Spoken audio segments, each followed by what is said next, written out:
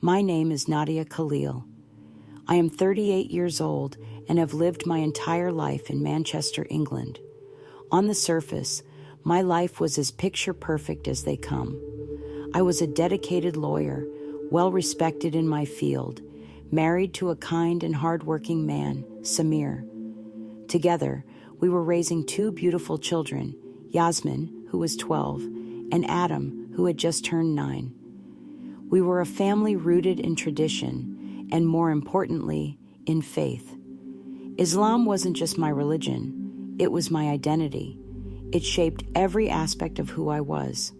I prayed 5 times a day without fail, fasted every Ramadan, gave generously to charity, and dressed modestly.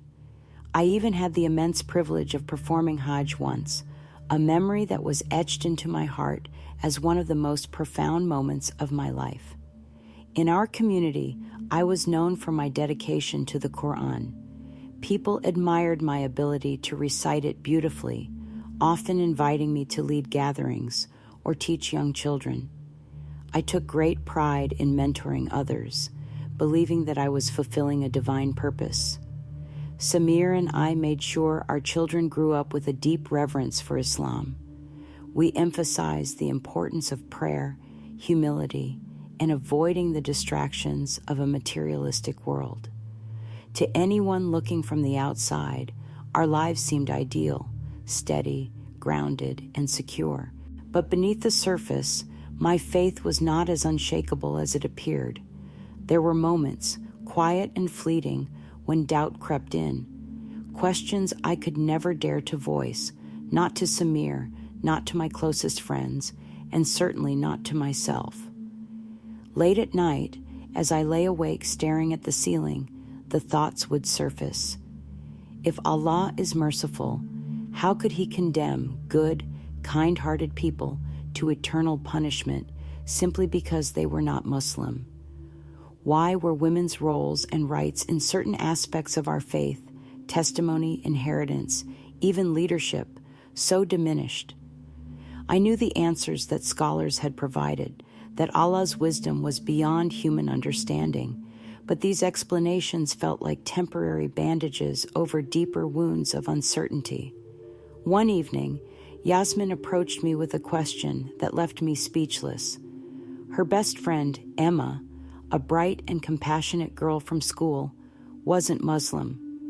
"Mama," Yasmin asked hesitantly, "will Emma go to hell? She's so nice. It doesn't seem fair." I froze. My training kicked in, and I repeated what I'd been taught, that belief in the wrong religion leads to eternal damnation. But as the words left my mouth, they felt hollow, foreign even. I quickly changed the subject, but the weight of her question lingered in my heart. Life moved on, though, as it always does. My days were filled with work, parenting, and maintaining our household. Faith provided a rhythm to life that kept my doubts at bay most of the time. The morning of March 14th began like any other. I woke before dawn for the Fajr prayer, moving through the quiet house as my family slept. Afterward, I prepared breakfast, ensuring Yasmin had her books and Adam hadn't forgotten his school project. Samir kissed me on the cheek before heading out to work, and I grabbed my briefcase, heading to a client meeting scheduled in the city. It was a crisp, sunny day, a rare gift in Manchester. As I drove, the Quran played softly on the car stereo, grounding me as I mentally prepared for the day. The streets were unusually quiet for a weekday morning, and I remember thinking how lucky I was. Life felt good, but then something happened that would shatter everything I thought I knew. I was merging onto the motorway when I noticed a lorry ahead of me, carrying heavy timber logs. The straps securing the load looked worn, almost frayed. A slight unease crept over me, but I dismissed it, keeping a safe distance. My thoughts drifted to Ramadan, which was around the corner. I thought about the meals I would prepare, the additional prayers I planned to perform, and how I could make the holy month extra special for my family this year.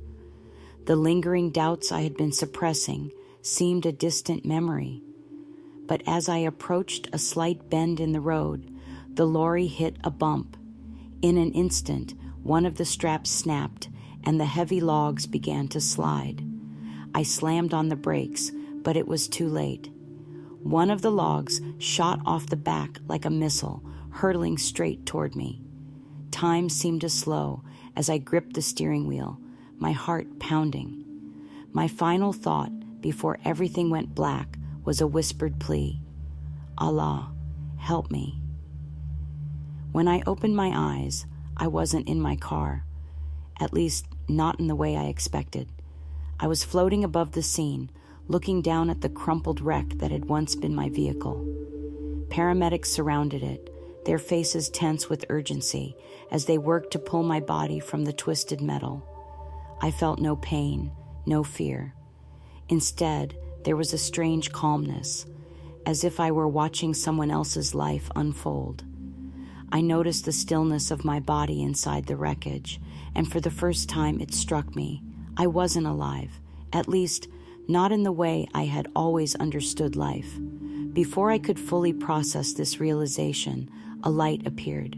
It wasn't harsh or blinding, but soft and warm, like a sunrise breaking through the darkest night.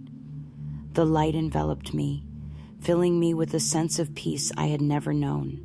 It felt alive, intelligent, and deeply personal, as if it knew me better than I knew myself. And then, within the light, I saw him. At first, I didn't recognize who it was, but as I stepped closer, a certainty washed over me.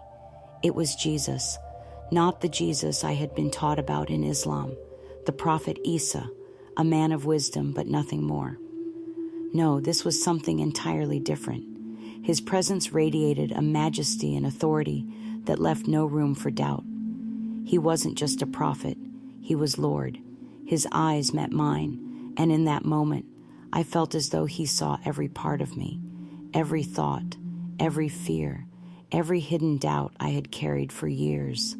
And yet, instead of judgment, all I felt was love, a love so profound and unconditional that it brought me to my knees.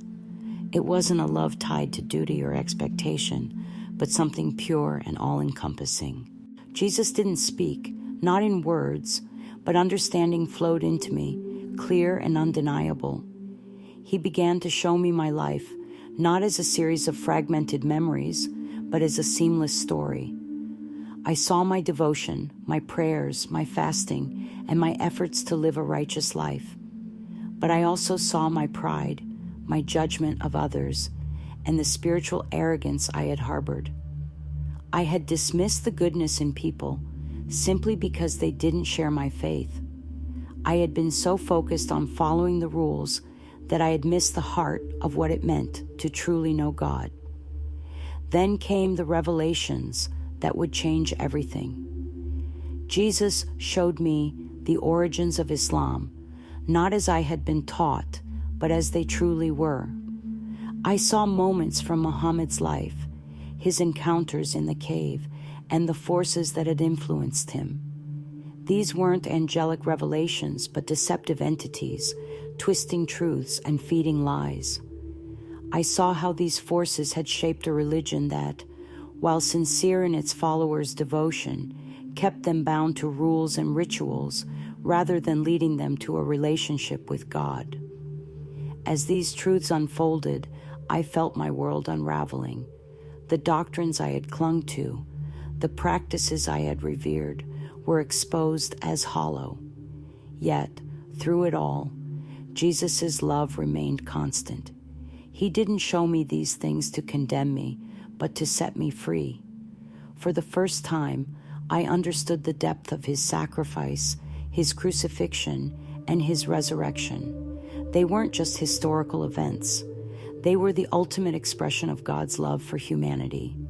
In that moment, I surrendered. I let go of everything I had held onto so tightly and embraced the truth of who Jesus is.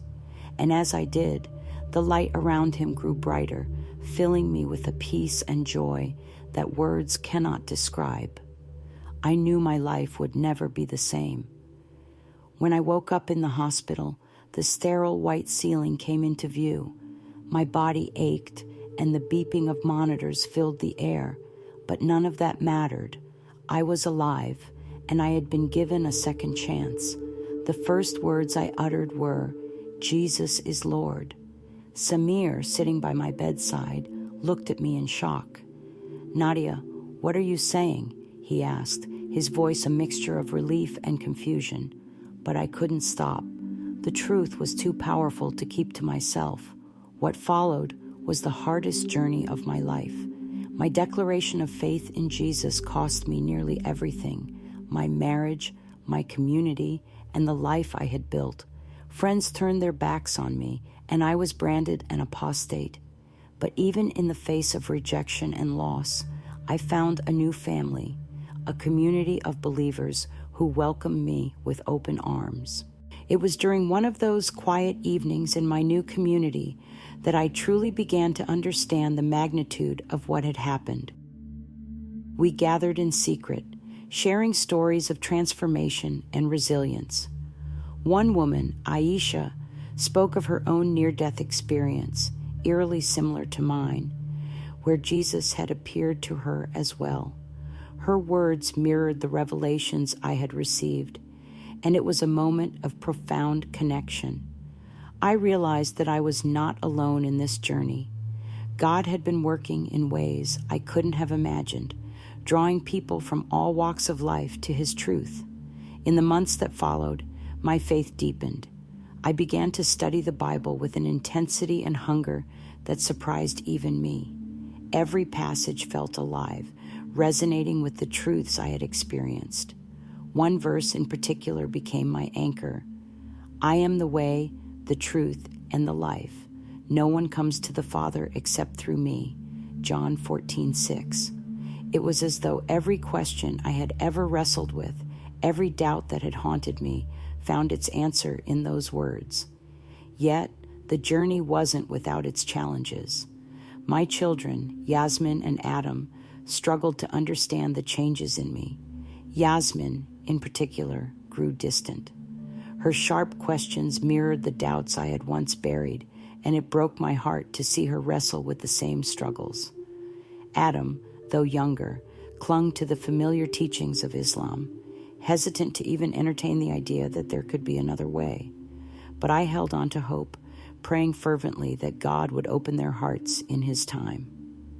One evening, as I sat alone with my thoughts, I felt an overwhelming urge to pray for my family. It wasn't a prayer of desperation, but of trust. I asked God to guide them, to reveal Himself to them in the same undeniable way He had revealed Himself to me. And as I prayed, I felt a peace wash over me, a quiet assurance that He was working behind the scenes, even if I couldn't see it yet.